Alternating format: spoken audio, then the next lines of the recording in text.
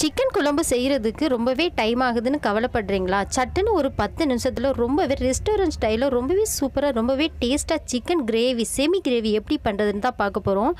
இது செய்கிறதுக்கு வெங்காயம் எல்லாம் போடுறது இல்லைங்க, ரொம்பவே டிஃப்ரெண்ட்டான முறையில் தான் ட்ரை பண்ணியிருக்கேன்.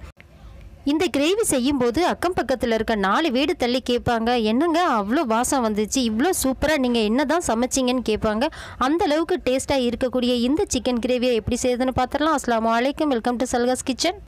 1/2 கிலோ சிக்கனை நல்லா கழுவி சுத்தம் பண்ணி எடுத்து வச்சுருக்கேன். தேவைக்கேற்ப சால்ட்டு, 1/4 டீஸ்பூன் மஞ்சள் தூள், 1 டேபிள் ஸ்பூன் மிளகாய் தூள், அது கூடவே சிக்கன் மசாலா 1 டேபிள் ஸ்பூன், அது கூடவே 4 டேபிள் ஸ்பூன் தயிர், நல்லா கெட்டி தயிராக போட்டுக்கோங்க. அவ்வளோதாங்க, ரொம்பவே சூப்பரான டிஃப்ரெண்ட்டான முறையில் நமக்கு சிக்கன் கிரேவி ரெடி ஆயிடுச்சு. இது எல்லாத்தையும் நல்லா கலந்து விடுங்க. கலந்து விட்டு ரொம்ப நேரம் வைக்க தேவையே இல்லை. ஒரு 10 நிமிஷம் இதை வச்சோம்னாலே போதும். டேஸ்ட்டுனா பார்த்தீங்கன்னா ரொம்பவே வேறு லெவலாக இருக்குங்க. நீங்களும் ட்ரை பண்ணி பாருங்கள், எப்படி செஞ்சீங்கன்னு எல்லாருமே உங்ககிட்ட ஆச்சரியப்பட்டு கேட்பாங்க.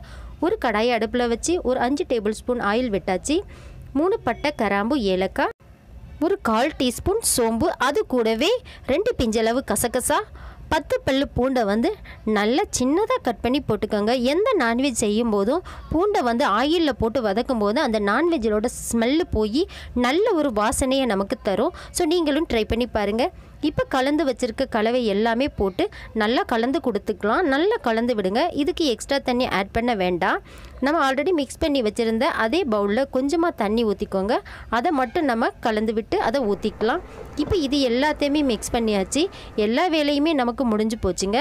இது எல்லாத்தையும் மூடி வச்சு நல்லா செமி கிரேவியாக வர்றதை குக் பண்ணி எடுத்துக்கலாம். இதை நீங்கள் கைவிடாமல் கிண்டிட்டு இருக்கணுமெல்லாம் கிடையாது. இப்போ அது கூடவே 2 தக்காளி பழத்தை நான் நல்லா சின்னதாக கட் பண்ணி போட்டிருக்கேன். இல்லை நீங்கள் பெருசாக கட் பண்ணி கூட போட்டுக்கலாம். சின்னதாக கட் பண்ணும்போது செமி கிரேவி பார்க்கவே அழகாக இருக்கும். இதை ஓப்பன் பண்ணி கிண்டி விட்டுக்கோங்க. மூடி விடுறதால நமக்கு அதில் இருக்கக்கூடிய கிரேவி சீக்கிரமாகவே வற்றி போகாது. அதனால நம்ம மூடி விட்டு குக் பண்ணும்போது சீக்கிரமாகவே குக் ஆகிரும். ரொம்பவே சூப்பராக குக் ஆகிருச்சு பாருங்கள். ஆயில் பிரிஞ்சு இந்த மாதிரி வரணும். இந்த டைமில் நம்ம கொஞ்சமாக பனிச்சாரல் மாதிரி கொஞ்சமாக மல்லித்தலையை தூவி விட்டு 1 நிமிஷத்துக்கு கிண்டி கொடுங்க. இந்த மாதிரி கிண்டி கொடுத்துட்டு அப்படியே கிண்டாமல் விட்டுருங்க.